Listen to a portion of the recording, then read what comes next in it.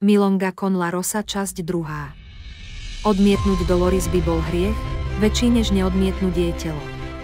Zapol som rádio, naladil stanicu La 24, hrajúcu neodolateľné tangové skladby a vystúpil som z auta. Posunul som si do čela klobúk a pomalým krokom som k nej pristúpil.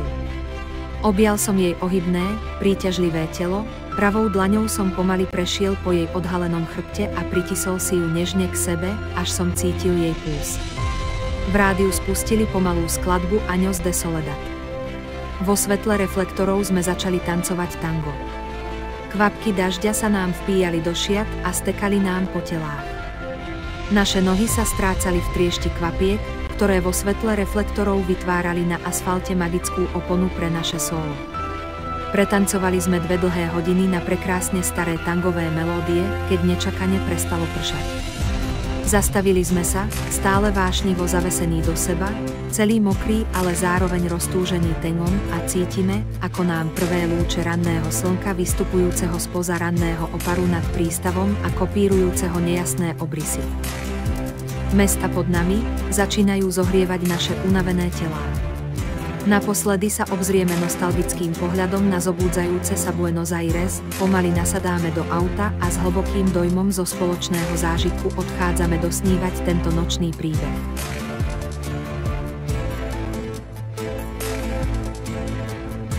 Tango v hoteli Esperanza.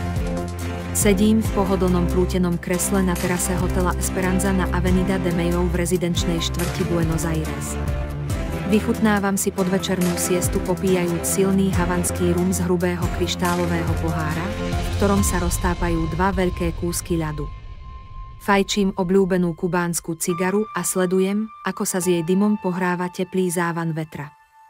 Oceľovo-modrá dymová stuha sa nakoniec rozplynie na letnej oblohe, po ktorej sa od Atlantiku pomaly približujú biele kopovité oblaky. Ležérnym pohľadom sledujem z terasy život na ulici. Livrejovaný sluha úctivo otvára dvere hosťom vystupujúcim z drahých limuzín a taxíkov. Nakladá im batožinu z auta na pozlátený vozík, aby sa s ním hneď stratil za ťažkými dverami hotela, moje pozorovanie tohto neustále sa opakujúceho monotónneho kolobehu zrazu naruší príchod krásneho predvojnového tmavomodrého Mercedesu so žltými svetlami na úzkom prednom nárazníku.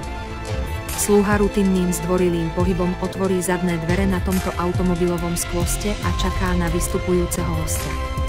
Ponad rám po otvorených dverí zazriem v aute nejasnú ženskú postavu, niekoho držiac za ruku a túliac sa k nemu.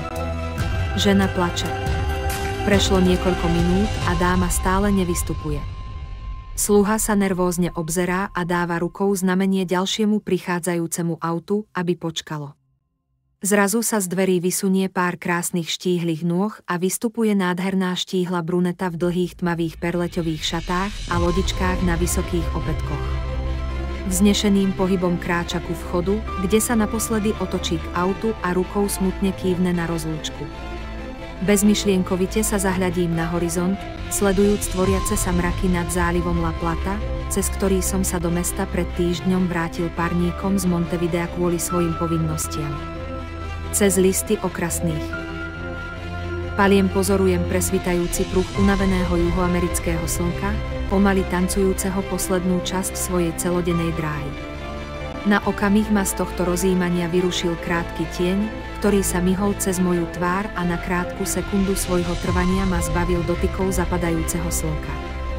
Okrajom zorného poľa nejasne vnímam postavu, ktorá bola pôvodcom tohto vyrušenia, ako sa pomaly približuje ku kamennému zábradliu terasy a ostáva tam opretá stáť. Po pár sekundách mi jej statický obraz splynie s pozadím, zabúdam na túto udalosť a opäť sa zahľadím do novín, poťahujúc pritom z cigary. Od mesta zadul závan teplého vetra. Listy paliem na terase zašumeli a žlté stránky roztvorených novín sa naduli ako lodné plachty. Odrazu môj zrak padne na krásny zlatohnedú hodvábnu šatku, ako ju závan vetra zľahka nesie po kamennej dlažbe terasy. Ako zhypnotizovaný som upútaný jej výrivým pohybom, pripomínajúci tanec tureckých dervišov a sledujem, ako sa na konci svojej púte zachytáva o nohu môjho krúteného kresla. Skláňam ruku a opatrne zdvíham šatku zo zeme, dávajúc pritom pozor, aby som ju nezatrhol o triesku v kresle. Prekvapuje ma jej neuveriteľná ľahkosť. V podstate nič necítim, iba vidím prekrásne spracovaný kus látky. Pozriem smerom, odkiaľ ju privial vietor a zastaví sa mi dych. Pri zábradlí stojí ona. Dáma z limuzíny. Dlhými prstami sa zľahka dotýka zábradlia a nehybne hľadí dolu na mesto, ponárajúce sa do oranžového závoja zapadajúceho slnka. Z vrecka vytiahnem fotografiu slečny Petry, ktorú mi dala Eva Perón. Je to ona, grófka Petra de Vestenic. Ja ju neúspešne hľadám celé tie týždne po Buenos Aires a teraz mi ju osud sám privanie, postavím sa a pomalým krokom sa zozadu približujem k nej, kochajúc sa pohľadom na jej nádherné telo. Zastavujem sa tesne za ňou, cítiac vôňu jej drahého parfému, až sa tvárou takmer vnáram do jej dlhých plavých vlasov.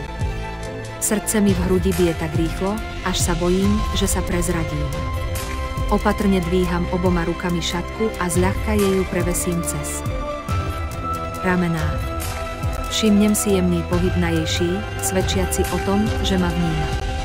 Pomaly sa otáča ku mne. Naše pohľady sa stretli. Jej krásne hlboké hnedé oči okamžite prepálili moje srdce, ktoré v sekunde explodovalo. V jej pohľade som uvidel celý vesmír, všetko tú vášeň, ktorá nás mužov poháňa dobíjať pre ženy ďaleké krajiny sveta, ale aj bolesť, ktorá nás všetkých zráža na kolená a zotročuje nás. Očami mi prechádza po tvári, skúmajúc každý detail. Na chvíľu sa zahľadí na moje ústa a hovorí: zajtra odchádzam do Európy. Navždy. Muž, ktorý zlomil moje srdce, si nemôže dovoliť žiadny spoločenský škandál. Ale postaral sa o mňa, s podmienkou, že sa navždy stratím z jeho života, hovorí mi zmiereným tónom. Zabolelo ma srdce. Túto ženu zajtra navždy stratím. Nahol som sa k jej tvári, až som sa jej takmer dotýkal pier a hovorím: chcem, aby ste svoj posledný večer v Argentíne prežili naplno. Dovoľte mi naplniť všetky vaše očakávania. Kývol som na vrchného čašníka, čo si mu pošepol a podal zo pár bankoviek. Ten sa stráca sa v útrobách hotela, aby sa o minútu vrátil s fľašou šampanského v mosadnej dóze s ľadom a 2 vysokými pohármi. Potom prináša svietnik s 3 vysokými sviečkami, zapaľuje ich a otvára posuvné dvere, spájajúce terasu s ľudoprázdnym hotelovým barom, ktorému dominuje nádherný mahagónový klavír. Prichádza starý šedivý klavirista a sadá si zaň. Kútikom oka pozrie na mňa, čakajúc na signál. Kývnem mu a on začne hrať nostalgickú tangovú skladbu Adios Chantekler.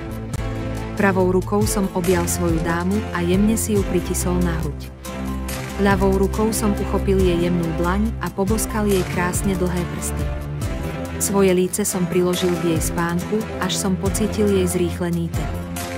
Začíname tancovať naše prvé večerné tango. Dáma dokonale reaguje na každý môj pohyb, na každý môj signál. Vnímam tkot jej smutného srdca, ale v tesnom objatí pritom cítim jej dokonalú dôveru a oddanosť.